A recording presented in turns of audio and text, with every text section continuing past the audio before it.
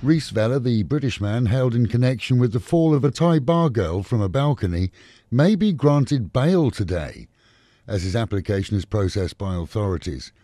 Facing charges of negligence causing death, theft at night and overstay, and facing drug dealing and other charges in the UK, the convicted rapist of a teenage girl is in a catch-22 situation. If granted bail, then technically he should be deported, as he's here without a visa, and then directly to his own country and a warm welcome from the police there.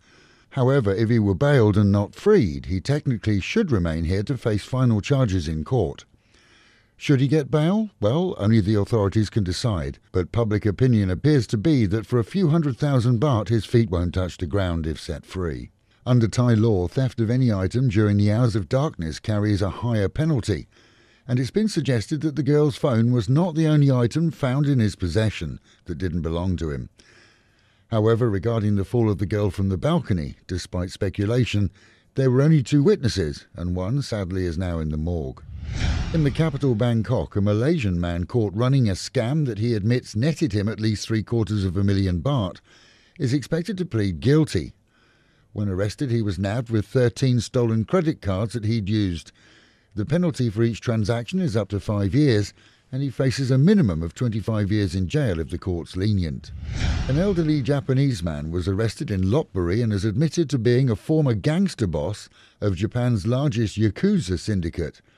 On the run here for 14 years after fleeing murder charges in his home country, Interpol, along with Japanese and Thai police, traced his new life. Tattoos and a missing finger, all markings of his gangster past, were displayed to the media yesterday. The impact of 3 deaths in Jomtien resulting from a 22-year-old Russian renting a 900cc bike and crashing into a pedestrian this week has become even greater for all, as it was revealed yesterday that the bike rental company not only failed to carry renter's insurance, but had even overlooked the basic minimum third-party cover for the bike. It's expected that authorities will not only nail the renters, but also begin a proper investigation into insurance carried by all renters in the city. The rider without a helmet may or may not have had a license for the bike, and that's up for investigation too.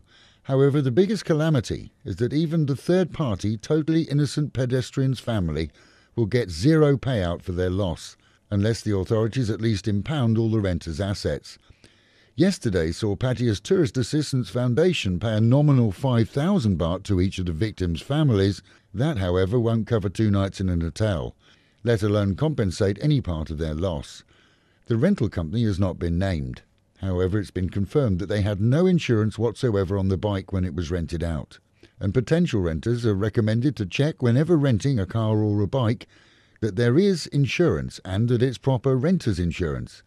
You're entitled to ask to see the policy certificate, and if the renter refuses, best to move along and rent elsewhere. The tourist assistance representative said that it was deplorable that tourists could rent bikes without proper insurance cover here. Foreigners being offered Thai driver's licenses without having to attend during the application at the driving licence centre are being warned this week that such activity is illegal and that no agency is licensed to help them to circumvent the licensing procedures here. Agencies can assist in preparing documentation and speeding up the application procedure. However, anyone promising licenses without the driver applying in person faces arrest. And finally, well, the ways of making you dance.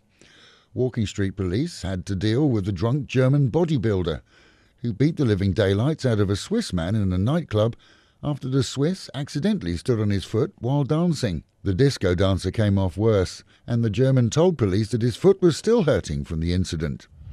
And with the Met Office promising as highs today of around 29, dropping down to just under 20 tonight, and a cool but sunny day. That is the local and national news from Fabulous 103 FM, keeping you in touch with Thailand and of course Pattaya, the city of fun.